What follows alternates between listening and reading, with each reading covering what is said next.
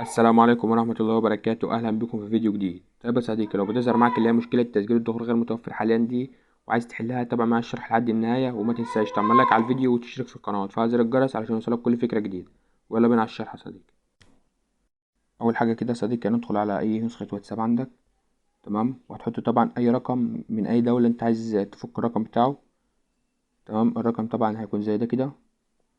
هتبدأ إن تضغط نعم، تحقق، استلام رسالة نصية طبعا، وتستنى يشوف لك ايه. طيب، تلات ارباع الارقام بيجيب لك تسجيل الدخول غير متوفر حاليا، والارقام مش بتطلب معاك كود. لو انت عايز الحل انا هقول لك الحل، بس انت ركز معايا. اول حاجه يا صديقي، هتقوم ضاغط على اللي هي الكلمه اللي تحت دي، اللي هي اتصل بنا. تمام، تقوم ضاغط عليها كده. طبعا هيفتح لك اللي هي دي، هتعمل وصف المشكله وتعمل لزق. وبعد كده هتضغط على اللي هي دي، تمام، ودي هتضغط على الثلاث صور دول.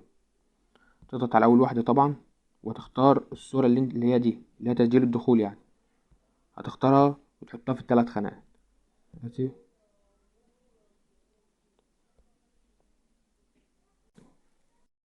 تمام، هتحطها بالشكل اللي انت شايفه ده. تمام، وتكتب هنا لا استطيع الدخول الى رقم في واتساب. طب الكلمه دي كل الحاجات دي كنت سايبها لك طبعا في قناه التليجرام عندي. تمام، بعد كده تضغط على اللي هي دي كده، اللي هي ارسال البريد الالكتروني. تمام،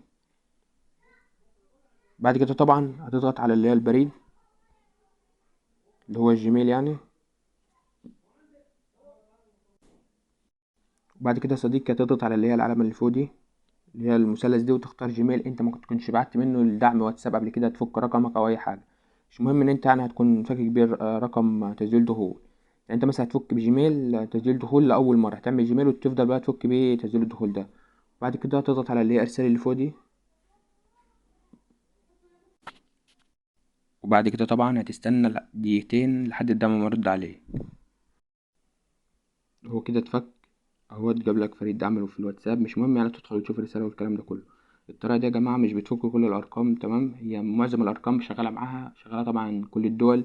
بس في ارقام من دول ما بتفكهاش، يعني مثلا ممكن تفك لك رقم مره، الرقم من نفس الدوله تاني ممكن ما تفكهوش عادي.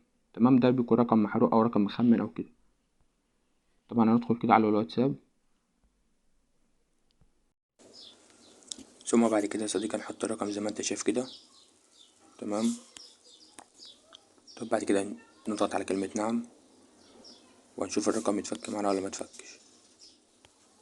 طب بعد كده اطلب استلام رسالة نصية. طيب زي ما انت شايف كده يا صديقي، هنشوف بقى الرقم يتفك ولا متفكش. طيب زي ما انت شايف الرقم يتفك قدامك بدون اي مشاكل. ولو عايز ترجع برضو تشوف الرقم اتأكد من الرقم. تمام.